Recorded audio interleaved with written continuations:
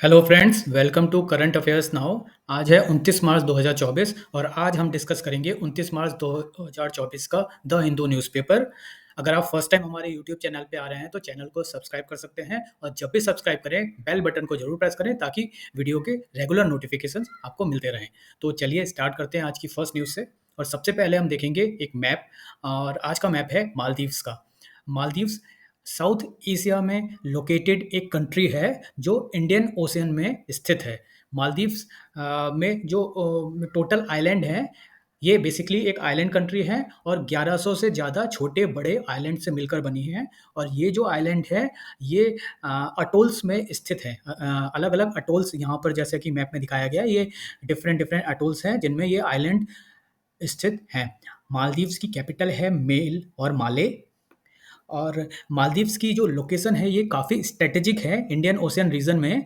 जैसा कि यहाँ पर देखा जा सकता है, दो इम्पॉर्टेंट चोक पॉइंट हैं इंडियन ओशियन के। पहला है साउथ चाइना सी की ओर जाता हुआ यहाँ पर गल्फ ऑफ मलक्का, और दूसरा है जो रेड सी होते हुए मेडिटेरेनियन सी की तरफ जाता है, यहाँ पर है सूज कैनल और स्ट्रेट ऑफ बाब अल मंदाब।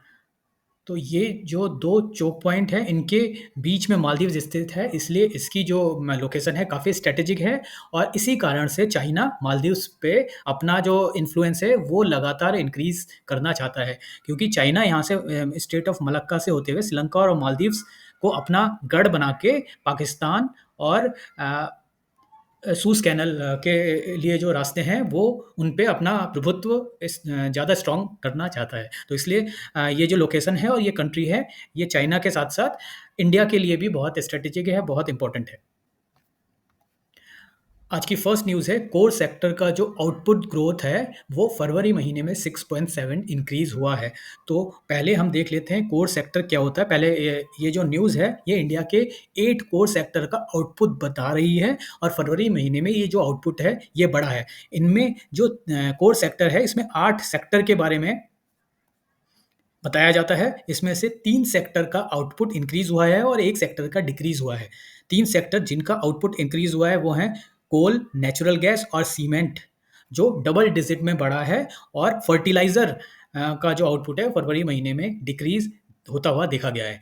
अब पहले हम ये देखते हैं कि आईआईपी होता क्या। IIP index of industrial production को कहते हैं। ये एक इंडिकेटर है जो मेजर करता है जो भी इंडस्ट्रियल प्रोडक्शन होता है उसके वॉल्यूम कितना ज़्यादा बढ़ रहा है और कितना ज़्यादा कम हो रहा है। तो आईआईपी जब इंक्रीज होता है तो इंडस्ट्रियल प्रोडक्शन का जो फाइनल आउटपुट होता है उसका वॉल्यूम बढ़ता हुआ दिखता है, और अगर आईआईपी कम होता है तो वो जो वॉल्यूम है वो घट रहा है, ये दिखाता है ये पर्टिकुलर इंडेक्स।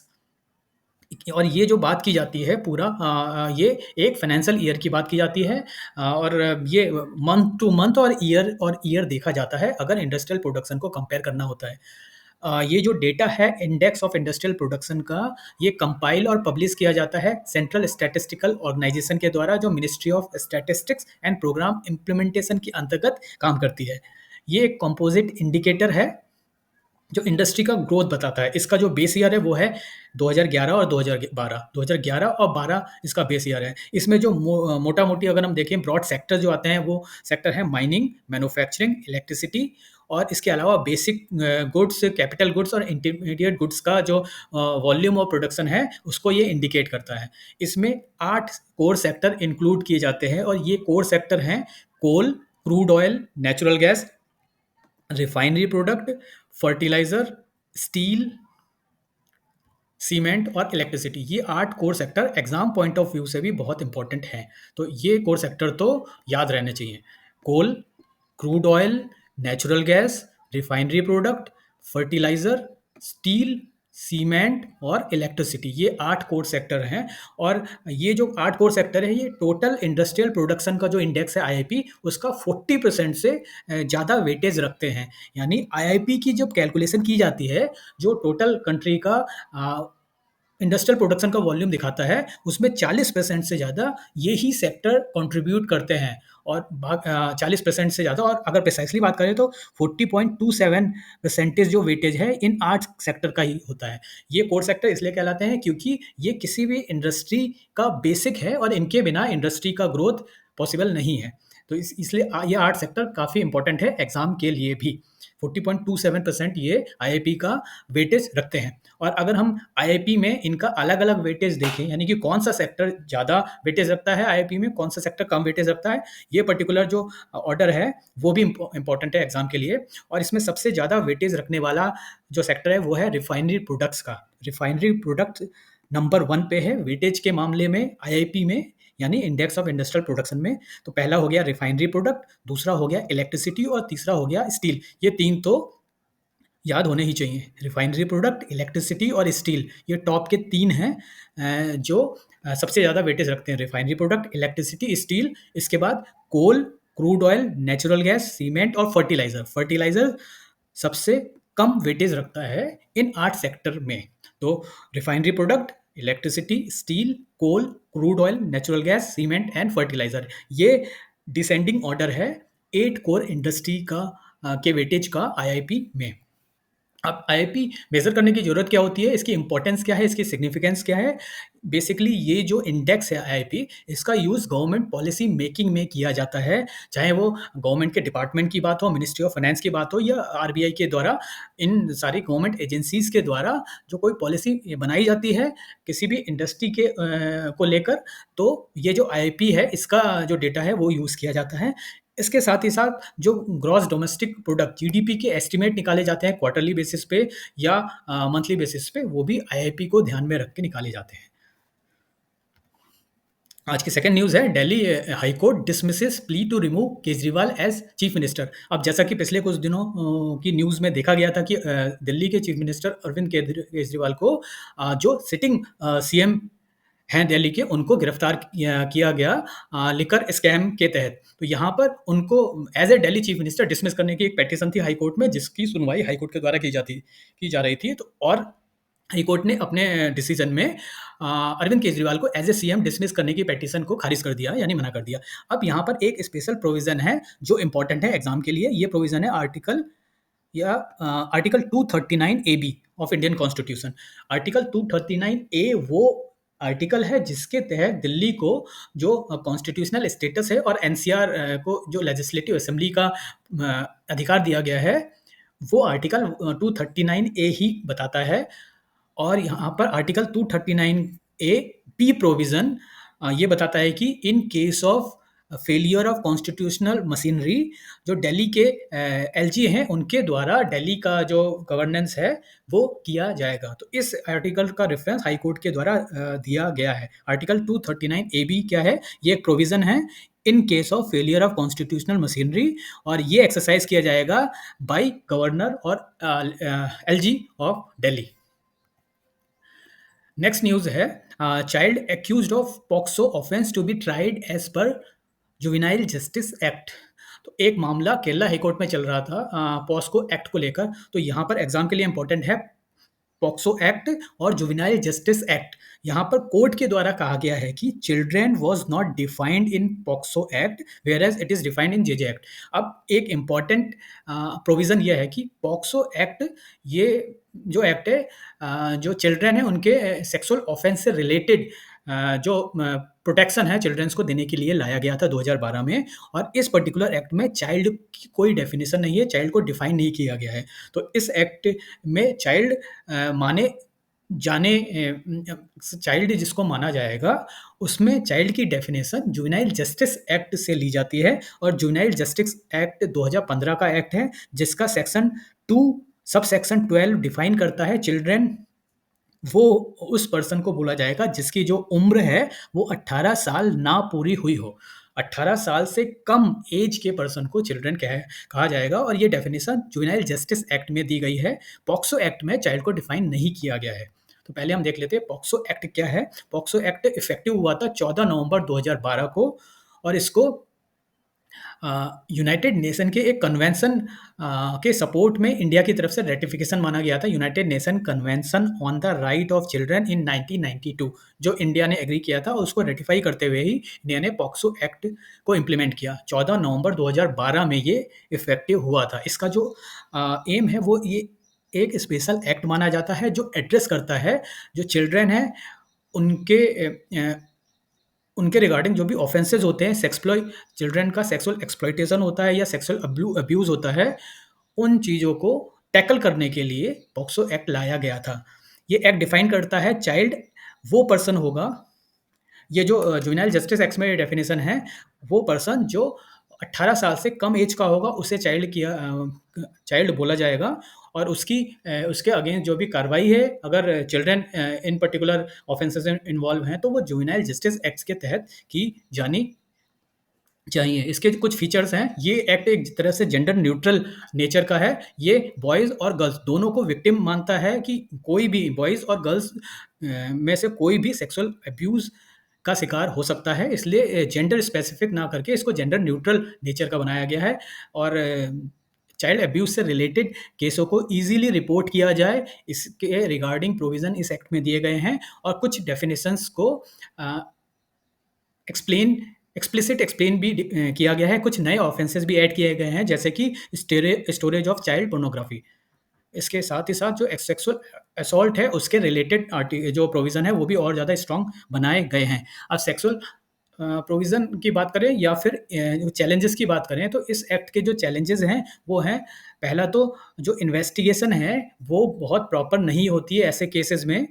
लो रिप्रेजेंटेशन है वुमेन का पुलिस फोर्स में, इन्वेस्टिगेशन में लैप्सेस रहते हैं, और जुडिशियल मजिस्ट्रेट के द्वारा ये जो एग्जामिनेशन है नहीं किया जाता है। इसके बाद जो इशू ऑफ एज डिटर्मिनेशन का है, वो डेफिनेशन इस एक्ट में नहीं दी गई है। इसको डिफाइन किया गया है juvenile justice care and protection of children act 2015 में, जैसा कि हमने अभी देखा था। Section 2 sub section 12 of juvenile justice act ये डिफाइन करता है child to be person who has not completed 18 years of as.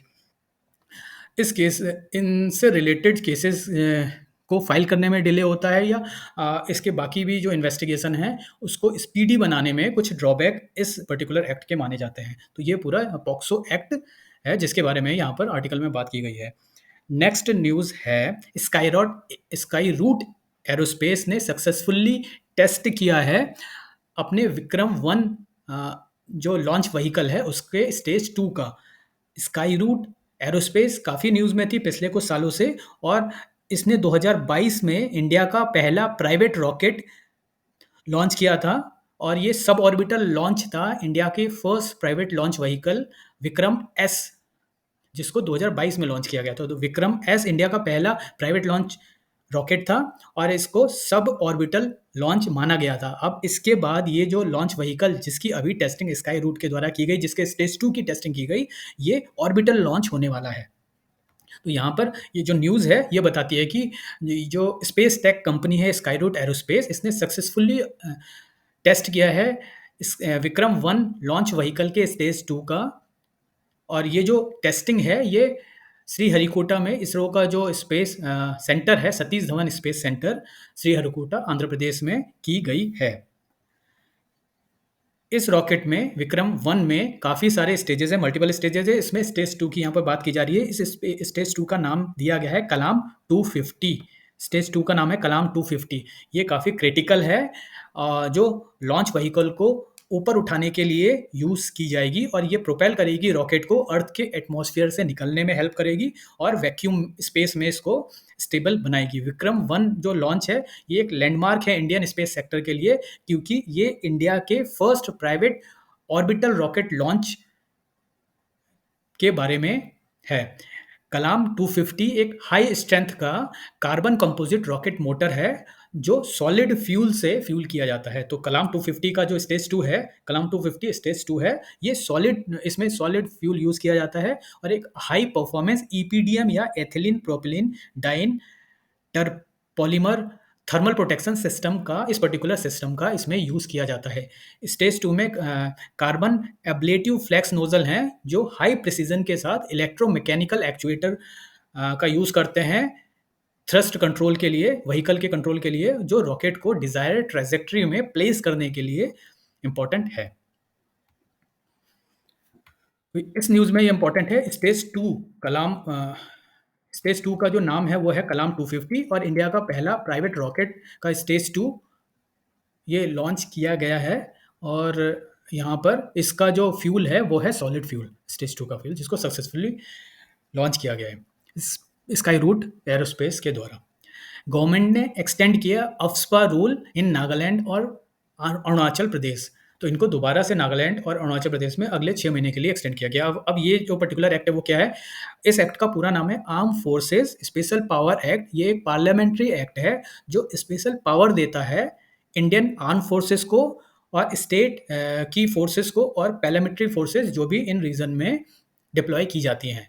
तो स्टेट की आर्म फोर्सेस हो गई, पैरामिलिट्री फोर्सेस हो गई या और इंडिया की जो आर्म फोर्सेस है उन सबको डिस्टर्ब एरिया में स्पेशल पावर देने वाला ये जो एक्ट है, इसको बोलते हैं arm forces special power act और AFSPA। इसका ऑब्जेक्टिव है कि ये जो एक्ट लाया गया है इसकी हेल्प से डिस्टर्ब रीजन में या डिस्टर्ब एरियाज में लॉ एंड ऑर्डर को मेंटेन किया जाए। करेंटली ये जो एक्ट है ये असम में लगाया गया है। असम, नागालैंड, मणिपुर, अरुणाचल प्रदेश और इवन जम्मू कश्मीर के भी कुछ पार्ट्स में ये लगाया गया है। ये प्रोवाइड करता है power to army, state and central police forces, ताकि ये जो फोर्सेस को अगर ज़रूरत पड़े तो वो शूट कर सके बिना किसी वारंट के, सर्च कर सके हाउसेस को या फिर किसी प्रॉपर्टी को डिस्ट्रॉय कर सके जो उन्हें लगे कि ये इंसर्जेंट्स के द्वारा यूज़ की जा रही है डिस्टर्ब एरिया में। इसको इन्वोक किया जाता है इन केस ऑफ अगर किसी जगह पे मिलिटेंसी की प्रॉब्लम देखी जाए, इंसर्जेंसी की प्रॉब्लम देखी जा रही है या इंडिया के बॉर्डर्स में ऐसा रिस्क देखा जा रहा है तो वहाँ पर ये इन्वोक किया जाता है। सिक्योरिटी फोर्सेस किसी भी पर्सन को बिना वारंट के गिरफ्तार कर सकती है जिस और अगर शक के बिना पर भी एक डाउट के बेसिस पे भी सिक्योरिटी फोर्सेस के द्वारा लोगों को अरेस्ट किया जा सकता है अगर ये जो एक्ट है ये एप्लीकेबल होता है उस डिस्टर्ब एरिया में। तो ये सिक्योरिटी फोर्सेस को और एडिशनल एक तरह से लीगल इम्यूनिटी देता है। जो भी सिक्योरिटी पर्सोनल के द्वारा काम किया जाता है इन डिस्टर्ब एरिया में तो उसकी कोई लाइबिलिटी उन सिक्योरिटी पर्सोनल पे नहीं होती है। तो सिक्योरिटी में काम करने वाले लोगों को ये लीगल इम्यूनिटी भी प्रोवाइड करता है। वाइल आर्म फोर्सेस या जो गवर्नमेंट है ये जस्टिफाई करती है कि इस एक्ट की ज़रूरत है मिलिटेंसी और इंसर्जेंसी के लिए, on the other hand human right violation के पॉइंट ऑफ व्यू से ये एक्ट काफ़ी टॉर्चरस माना जाता है। नेक्स्ट न्यूज़ है यूनाइटेड नेशन की एक रिपोर्ट को लेकर। यूनाइटेड नेशन की ये रिपोर्ट है फूड वेस्ट इंडेक्स रिपोर्ट 2024 जो यूनाइटेड नेशन एनवायरनमेंट प्रोग्राम और रैप या waste and resources action programme के द्वारा लॉन्च की गई है। जो रैप ऑर्गेनाइजेशन है, waste and resources action programme, ये यूनाइटेड किंगडम का एक नॉन प्रॉफिट ऑर्गेनाइजेशन है जो UNEP के साथ ये फूड वेस्ट इंडेक्स रिपोर्ट निकालता है। और ये जो रिपोर्ट है ये International day of zero Waste जो कि कल के दिन यानी मार्च 30 को मनाया जाता है उस दिन से पहले निकाली गई है। International day of zero waste March 30 को मनाया जाता है। तो ये जो रिपोर्ट है ये बताती है कि जो भी इंडिया में हाउस होल्ड हैं, यहाँ पर वर्ल्ड की बेसिकली बात की जा रही है, household across the world ये 1 बिलियन मील से ज़्यादा वेस्ट करते हैं। यानी पूरी दुनिया में अगर हम देखें तो जो हाउस होल्ड हैं वो 1 बिलियन मील से ज़्यादा वेस्ट करता है। Household across the globe more than 1 billion meal waste करते हैं। 2022 का ये जो डेटा है वो बताया जा रहा है। इवन है 783 मिलियन पीपुल, मतलब जहाँ पर 1 बिलियन मील से ज़्यादा एक दिन में वेस्टेज होता है। On the other hand 750 million से ज़्यादा लोग जूझ रहे हैं हंगर से, भूख से, और 1/3 यानी कि 30% ह्यूमैनिटी पूरी दुनिया में फूड इनसिक्योरिटी से जूझ रही है। 30% लोग फूड इनसिक्योरिटी से जूझ रहे हैं। 783 मिलियन लोग भूख से मर रहे हैं और on the other hand 1 billion से ज़्यादा मील्स एक दिन में वेस्ट किया जा रहा है। ये जो कॉन्ट्राडिक्टरी पिक्चर है ये इस यूनाइटेड नेशन की इस रिपोर्ट के द्वारा दिखाई जाती है जिस रिपोर्ट का नाम है फूड वेस्ट इंडेक्स 2024। ये रिपोर्ट स्ट्रेस करती है, कुछ चीज़ों को बताती है जैसे कि importance of expanding and strengthening data infrastructure, कितना ज़रूरी है फूड से रिलेटेड और फूड वेस्टेज से रिलेटेड जो डेटा है उसके उसको एनालाइज करने की कितनी ज़रूरत है, उसको ट्रैक करने की ज़रूरत है और इवन फूड वेस्टेज को मॉनिटर करने की भी ज़रूरत है। और जो फूड वेस्टेज है ये मेनली लो और मिडिल इनकम कंट्रीज़ में देखा गया है, क्योंकि इन कंट्रीज़ में कोई एडेक्वेट सिस्टम नहीं है फूड वेस्टेज को ट्रैक करने का, और इस कारण से इन कंट्रीज़ का जो सस्टेनेबल डेवलपमेंट गोल 12.3 है, जिसमें टारगेट रखा गया है कि 2030 तक जो फूड वेस्टेज है उसको हाफ करें in retail and food service, वो भी ये मिडिल और लो इनकम कंट्रीज़ का अचीव करना बहुत मुश्किल है। अगर हम बात करें यहाँ पर फूड वेस्टेज की जो ट्रेडिशन है, वो मानी जाती है कि रिच कंट्री या जो अमीर देश हैं उनमें ज़्यादा होती है, लेकिन ये रिपोर्ट बताती है कि ये मिडिल और लो इनकम कंट्रीज़ में फूड वेस्टेज बहुत ज़्यादा है।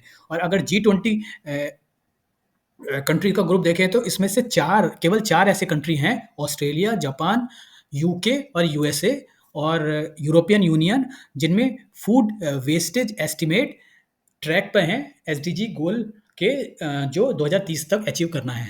तो ये जो 4 कंट्री हैं, ऑस्ट्रेलिया, जापान, यूके, यूएस और उनके साथ यूरोपियन यूनियन, ये अपना फूड वेस्ट 2030 के एसडीजी गोल के अकॉर्डिंग अचीव कर सकते हैं। लेकिन बाकी जो मिडिल इनकम कंट्रीज़ हैं और बाकी जी20 की कंट्री हैं और लो इनकम कंट्रीज़ हैं, उनके द्वारा फूड वेस्टेज का जो टारगेट है, वो अचीव करना बहुत मुश्किल माना जा रहा है। प्राइमरीली ये वेस्टेज पुअर कंट्रीज़ और मिडिल इनकम कंट्रीज़ में देखी गई है। Household food wastage for high income, upper middle and lower middle income में बहुत ज़्यादा फ़र्क नहीं है, लेकिन ये रिच कंट्रीज़ में कम है और मिडिल और लो इनकम कंट्रीज़ में ज़्यादा देखा गया है। और दूसरा ये ट्रेंड बताती है रिपोर्ट कि अर्बन एरियाज़ में फूड वेस्टेज से रिलेटेड जो केसेस हैं वो ज़्यादा हैं, रूरल एरियाज़ में कम है। यानी गाँवों में फूड वेस्टेज कम होता है, क्योंकि ज़्यादातर जो फूड बचता है ह्यूमन से या खा के अगर बचता है, तो वो फूड यूज़ किया जाता है या तो पेट को खिला दिया जाता है या फिर लाइव स्टॉक को खिला दिया जाता है, जिस कारण से फूड वेस्टेज गाँव के एरिया में कम देखा जाता है। इसके साथ ही साथ गाँवों में जो होम कंपोस्टिंग का है, वो फैसिलिटी भी लोग काफ़ी यूज़ करते हैं। इस कारण से भी जो विलेजेज़ हैं, वहाँ पर फूड वेस्टेज कम होता है। ये सबसे ज़्यादा फूड वेस्टेज अर्बन एरियाज़ में देखा जा रहा है अभी करंट के ट्रेंड को देखते हुए।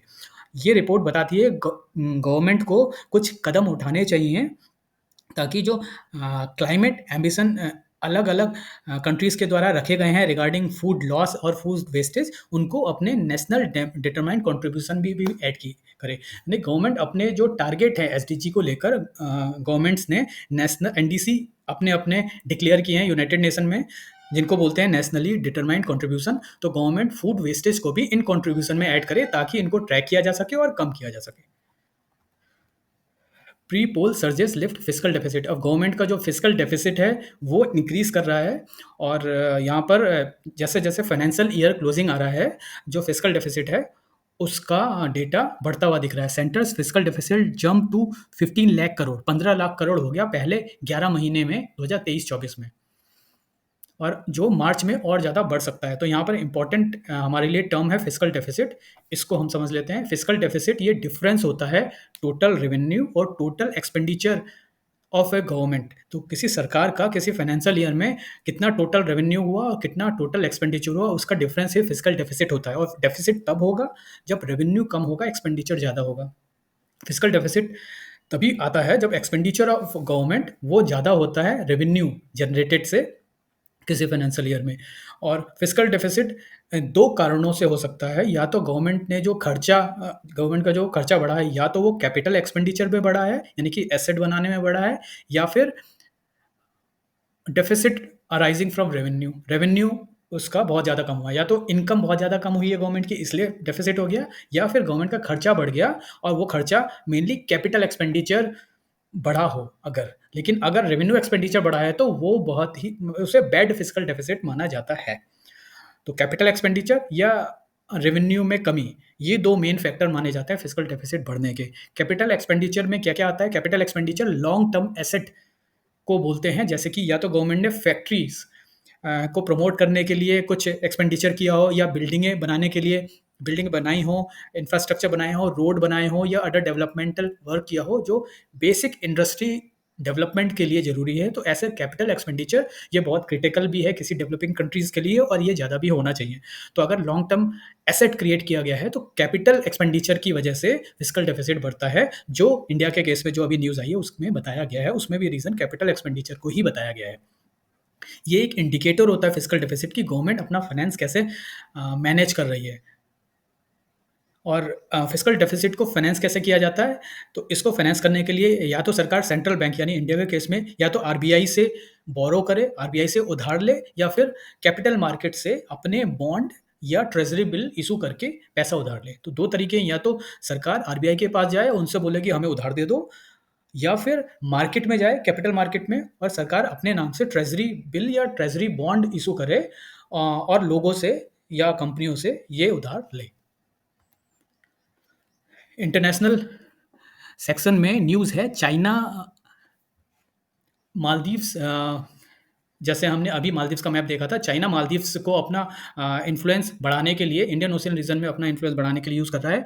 तो मालदीव्स में जो रेगुलर वाटर क्राइसिस की कंडीशन है, उसको टैकल करने के लिए चाइना अपने तिब्बत रीजन से वाटर एक्सपोर्ट कर रहा है, या वाटर एक तरह से गिफ्ट दे रहा है मालदीव्स को। चाइना ने कई billion bottles of water, Tibetan glacier glacier के मेल्ट होने से जो वाटर चाइना ने एकत्र किया है या इकट्ठा किया है, उसको वो मालदीव्स को भेज रहा है, और ये मालदीव्स को एज़ अ गिफ्ट दिया जा रहा है चाइना की तरफ से। तो चाइना को अट्रैक्ट करने का ये एक अनदर टूल, मालदीव्स को अट्रैक्ट करने का अनदर टूल यूज़ किया की तरह यूज़ किया कर रहा है चाइना। वाटर का यूज़ करके मालदीव्स को और ज़्यादा अपने इन्फ्लुएंस में ला रहा है। अब यहाँ पर वाटर क्राइसिस की वजह से जो मालदीव्स है, उसके लिए एक पॉज़िटिव स्टेप माना जा सकता है। मालदीव्स ने डिसाइड किया है कि ये वाटर जो है, वो जो भी मालदीव्स के 1100 से ज़्यादा आइलैंड्स हैं, उनमें जो वाटर शॉर्टेज है, उसको टैकल करने के लिए यूज़ किया जाए। United nation intergovernmental panel on climate change IPCC ने वार्न किया था 2007 में ही कि अगर जो सी लेवल है, वो 18 सेंटीमीटर से 59 सेंटीमीटर इंक्रीज़ हो जाएगा, तो वर्चुअली मालदीव्स रहने लायक नहीं बचेगा। तो करीब 80% ऑफ जो मालदीव्स का लैंड है, वो 1 मीटर से भी कम ऊँचाई पे है वाटर के। अगर वाटर का लेवल ये है, तो और अगर 1 मीटर इतना माने, तो 1 मीटर से भी ज़्यादा ऊँचा कोई लैंड सरफेस नहीं है, जहाँ पर इमारतें बनी हों या लोग रह रहे हों। तो इतना कम गैप बचा है सी लेवल में और मालदीव्स का जो लैंड लेवल है, उसमें। इस कारण से जो मालदीव्स को अब लैंड रिक्लेमेशन की ज़रूरत है, और लैंड रिक्लेमेशन में चाइना मालदीव्स को हेल्प करना चाहता है। माले जो मालदीव्स की कैपिटल है, इसमें ऑलरेडी ग्राउंड वाटर जो है, उसका लेवल काफ़ी कम हो गया है, और ड्रिंकिंग वाटर और ग्राउंड वाटर के लिए जो अपनी रिक्वायरमेंट है मालदीव्स की, वो उसको कैटर करना पड़ा है डीसैलिनाइज़ेशन प्लांट लगा के। और पिछले कुछ सालों 2 साल पहले जो मालदीव्स में डीसैलिनाइज़ेशन प्लांट में आग लग गई थी, उसके बाद चाइना और इंडिया ने दोनों ने अपनी तरफ से वाटर के टैंकर भेजे थे मालदीव्स की हेल्प करने के लिए। तो यहाँ पर अ, मालदीव्स और वो कितना इम्पोर्टेंट है चाइना के लिए, और चाइना वाटर क्राइसिस को टैकल करने के लिए मालदीव्स की हेल्प कर रहा है, इसके बारे में बताया गया है। तो ये थे आज की न्यूज़। आई होप कि आपको पसंद आया होगा, और अगर आपको पसंद आया आया है तो वीडियो को लाइक करें, शेयर करें, सब्सक्राइब करें और कमेंट भी ज़रूर करें। Thank you.